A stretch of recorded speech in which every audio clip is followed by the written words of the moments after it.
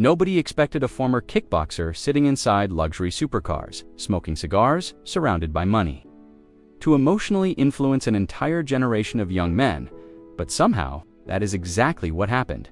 And the strange part is, millions of men were not only watching Andrew Tate, they were emotionally attaching themselves to him.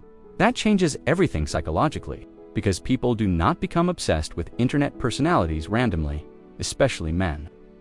Obsession usually begins where emotional pain already exists, and modern men, especially in America, have been quietly struggling for years. Loneliness, financial pressure, debt, isolation, dating anxiety, career instability, social media comparison, the constant feeling of being replaceable. That emotional environment created the perfect conditions for someone like Tate to explode online. Because Andrew Tate did not market himself like a normal influencer. He marketed emotional certainty, and emotionally uncertain people become deeply attracted to certainty, even aggressive certainty. That is the first psychological layer most people completely miss. Tate was never only selling luxury. He was selling emotional direction that matters deeply in modern society, especially now, when millions of young men feel psychologically lost. Years ago, traditional masculine identity looked simpler: stable career, marriage, homeownership, predictable social structure. But modern internet culture shattered that structure completely. Now everything feels unstable. Jobs feel unstable. Relationships feel unstable. Money feels unstable. Even identity feels unstable. And unstable environments create emotional vulnerability. That vulnerability became fuel for online personalities, promising clarity, power, discipline, confidence, control. Andrew Tate understood this instinctively. That is why his content spreads so aggressively online, because algorithms reward emotional intensity, not balance, not nuance, intensity. And Tate's content was pure emotional intensity. Every clip triggered reaction instantly: anger, curiosity, shock, agreement, disagreement. The algorithm does not care whether audiences love or hate something emotionally. It only cares whether people react. And millions reacted. That reaction became distribution. Distribution became attention. Attention became money. And money amplified influence. That is how modern internet systems work now. The loudest emotional signal often travels the furthest, especially among young audiences emotionally searching for identity. One 19-year-old college student named Ryan understood this better than anyone, at least privately. Ryan lived in a small apartment outside Chicago. Student loans, part-time delivery job, constant anxiety about money. Every night, after scrolling through social media for hours, he felt worse about himself. Because modern internet culture constantly reminds young men what they do not have. Luxury cars, perfect physiques, successful entrepreneurs, influencers flying private, crypto millionaires at 22, everything online looked powerful, while his real life felt financially fragile. Then one night, an Andrew Tate clip appeared on his feed: escape weakness. 3 words, but emotionally, they hit Ryan hard, because psychologically, many young men already feel ashamed of weakness, especially financially. And Tate's entire brand was built around escaping weakness, escaping average life, escaping financial irrelevance, escaping emotional invisibility. That emotional messaging spread like wildfire online, because modern men are under enormous invisible pressure financially. Rent rising, housing unaffordable, credit card debt exploding, student loans growing endlessly. Meanwhile, social media keeps showing luxury. That combination creates psychological frustration, and frustration always searches for direction. Andrew Tate became direction for millions, at least emotionally. That does not mean every viewer agreed with everything he said. That is not how internet influence works. People attach emotionally to specific feelings, not entire ideologies. Some young men attached to his confidence. Others attached to his discipline. Others attached to his financial ambition. Others simply admired visible success. But underneath all of it, there was something much deeper happening psychologically. Modern masculinity was becoming commercialized online, and Tate became one of its most successful products because the internet discovered something extremely profitable. Male insecurity monetizes incredibly well. Fitness industries monetize it. Luxury brands monetize it. Dating coaches monetize it. Crypto influencers monetize it. Self-improvement creators monetize it. And Tate combined all of them together into one emotionally explosive identity. Money, muscles, women, power, cars, status, freedom.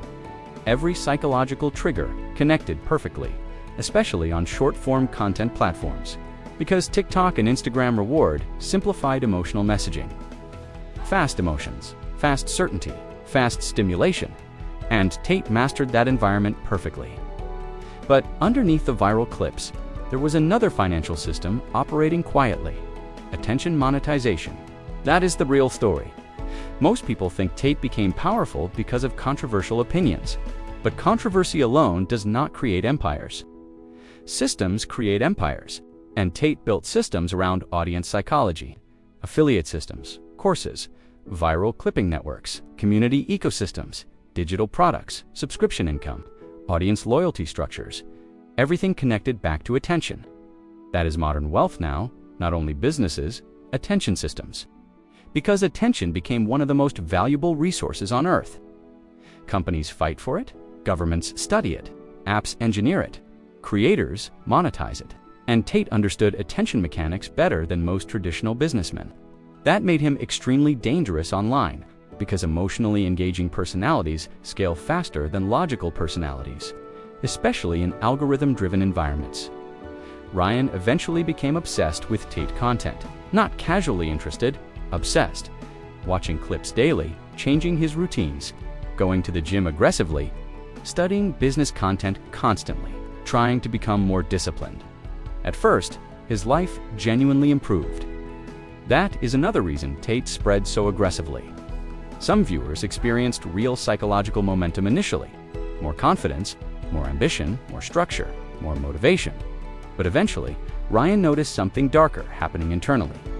Nothing ever felt enough anymore. Success expectations kept escalating emotionally. More money, better physique, more status, more visible power. That is one of the hidden psychological dangers of hypermasculine internet culture. Identity becomes performance, and performance never truly ends. Especially online, because social media creates infinite comparison. There is always someone richer, stronger, more successful, more respected, and algorithms constantly push those comparisons aggressively. That environment exhausts people psychologically, especially young men trying to prove worth publicly. Tate's content often intensified that pressure, because modern luxury culture connects masculinity directly to visible success. Cars, watches, women, money, status, symbols everywhere. And visible status became emotionally addictive online. That changed male psychology deeply, because historically, status remained local. Now status became global. A young man in Ohio compares himself emotionally to millionaires in Dubai every single day. That destroys realistic self-perception. But it massively benefits attention platforms, because emotionally insecure audiences stay engaged longer. They keep scrolling, keep consuming, keep chasing. That is why modern internet systems amplify emotionally extreme creators so aggressively. Extreme confidence keeps audiences emotionally attached, especially uncertain audiences. And uncertainty became epidemic among young men. Financially, socially, emotionally, that environment created perfect conditions for Tate-style influence to explode globally. But the deeper story is not really about Andrew Tate himself. It is about what modern society emotionally lacks: direction, identity, purpose, community, structure. And when traditional systems stop providing those things, internet personalities step in aggressively. Sometimes positively, sometimes destructively, usually both at once. That is why conversations around Tate became so emotionally divided. Because people were not only arguing about one man, they were arguing about modern masculinity itself. What men should become, how men should behave, what success means now, how power works now, and underneath all of that, money remains central, because financial instability changes male psychology dramatically. A man struggling financially often feels psychologically invisible. That reality rarely gets discussed honestly, especially online, but Tate understood it instinctively. That is why so much of his messaging focused on escaping financial weakness, escaping average income, escaping dependency, Escaping modern wage systems, that messaging felt emotionally powerful to struggling young audiences, especially in America, where success culture already dominates identity psychologically. From childhood, many men are taught that financial success equals personal value, and social media intensified that pressure beyond anything previous generations experienced. Now wealth is visible constantly. Every scroll becomes comparison. Every platform becomes status competition, and Tate weaponized that environment brilliantly. Luxury supercars became emotional symbols. Private jets became emotional symbols. Massive houses became emotional symbols. Everything visually communicated dominance, and dominance attracts attention online instantly. That attention generated clips. Clips generated algorithms. Algorithms generated obsession. Obsession generated business. The system fed itself endlessly. That is modern internet capitalism. Emotion first, monetization second. Ryan slowly realized this after attending a self-improvement networking event in Miami. Almost every young man there looked emotionally exhausted, trying to become high value, trying to optimize every aspect of life, trying to look successful constantly. Designer clothes, luxury watches, business talk everywhere. But underneath, many admitted privately they were financially struggling. Debt, stress, loneliness, burnout. Because internet masculinity often teaches men how to perform success visually, before building stability privately. That creates dangerous financial behavior. Performance spending, luxury obsession, emotional investing, status addiction, men financing cars they cannot afford, buying watches for validation, chasing visible success instead of structural freedom. And modern algorithms quietly encourage all of it, because aspirational content generates enormous engagement, especially among emotionally ambitious audiences. That is why Tate became bigger than a normal influencer. He became symbolic, a symbol of modern male frustration, modern ambition, modern insecurity, modern internet masculinity. That does not make every idea he promoted correct, but it explains why millions emotionally attached to him so intensely. Because emotionally, many young men felt invisible before creators like Tate appeared. Invisibility is psychologically powerful, especially online. But eventually, Ryan noticed something important.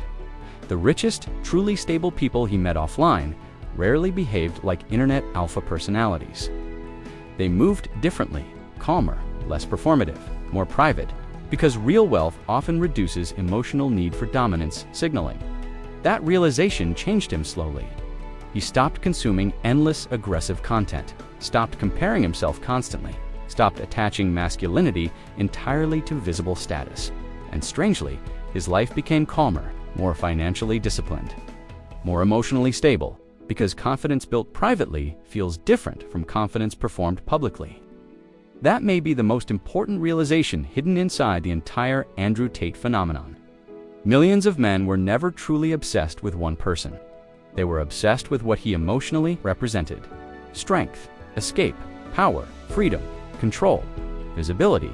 And in a society where many men quietly feel financially disposable, those emotional symbols become extremely powerful, especially when algorithms amplify them billions of times. That is the real psychology behind Andrew Tate's rise. Not just controversy, not just luxury, not just masculinity, but the collision between male insecurity, internet algorithms, attention capitalism, and a generation desperately searching for identity inside a financially unstable modern world. And honestly, that story is much bigger than one man.